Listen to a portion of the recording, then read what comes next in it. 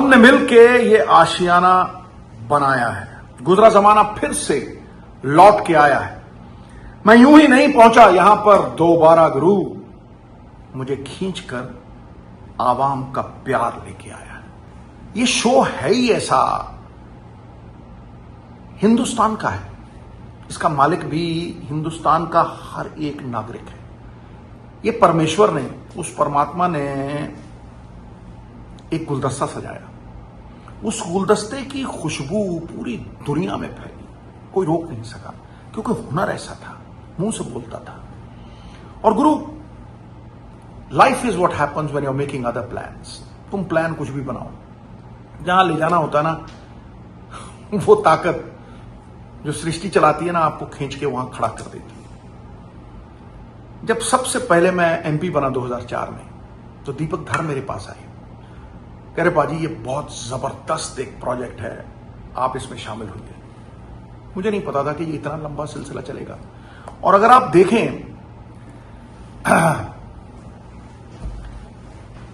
सबसे पहला सीजन 2005, उसमें एहसान कुरैशी, सुनील पाल और दीपक धार ने मुझे यह बोला था, उसने कहा था कि sir the great Indian comedy challenge इसका नाम रखते हैं। मैंने कहा नहीं, मैंने कहा ये ग्रेट इंडियन लाफ्टर चैलेंज होगा, क्योंकि ये दुनिया में कोई भी नाम शोहरत इतनी बड़ी नहीं जो आवाम को खुशी दे सके, ये सबसे बड़ी शोहरत है। उसने कहा ठीक है जी, तो नाम रखा गया। और देखो, ये मुझे याद है, सुनील पाल, एहसान कुरैशी, राजू श्रीवास्तव, भगवंत मान, पहला सीजन। दूसरे में राजीव निगम, वो भी कपिल शर्मा शो में आता है। और तीसरे में देखिए अब आप, कपिल शर्मा, सुदेश लहरी, चंदन प्रभाकर, राजीव ठाकुर। चौथे में भारती सिंह। ये सब वो लोग हैं जो यहां पे भुल्लर साहब की नाट्यशाला है, वहां काम किया करते थे।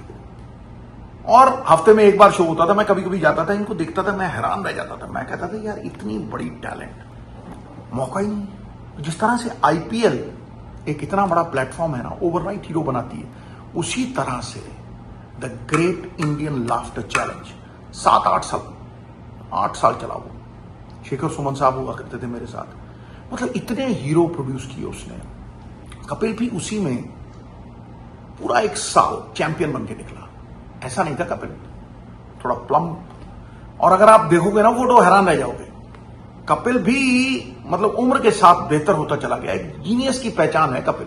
ये जीनियस होता क्या है? उन्हीं दिनों की बात है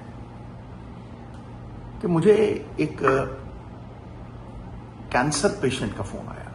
मोहतरमा थी वो, टाटा मेमोरियल में। मैं वहां गया तो वहां उसने ये कपिल वाली परफॉर्मेंस लगा रखी थी और बेड पे थी, वो लास्ट स्टेज पे थी। तो स्माइल देने लगी मुझे, मेरा हाथ पकड़ा और मुझे कहने लगी, सिद्धू बेटा मैं तुम्हें मिलना चाहती थी, तुम आ गए, थैंक यू। मैंने कहा जी थैंक यू, आपका धन्यवाद, आप बताएं, हुक्म कीजिए।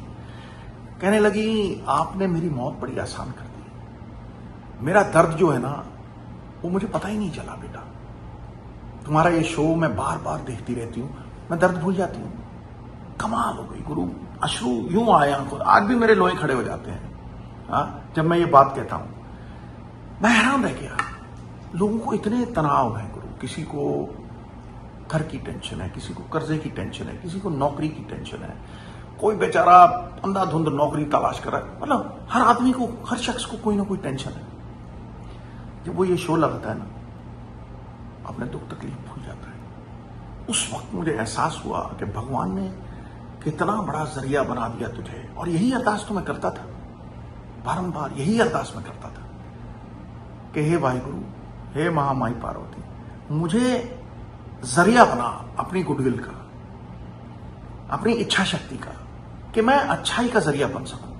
और वाकई जब वो अनुभव हुए, चाय की दुकान पे जाओ, कहीं चले जाओ यार, कपड़े की दुकान पे जाओ, बाजार में टहलते, ओ पाजी कपिल शर्मा शो कब आ रहे हो, लोग बर्दाश्त ही नहीं करते।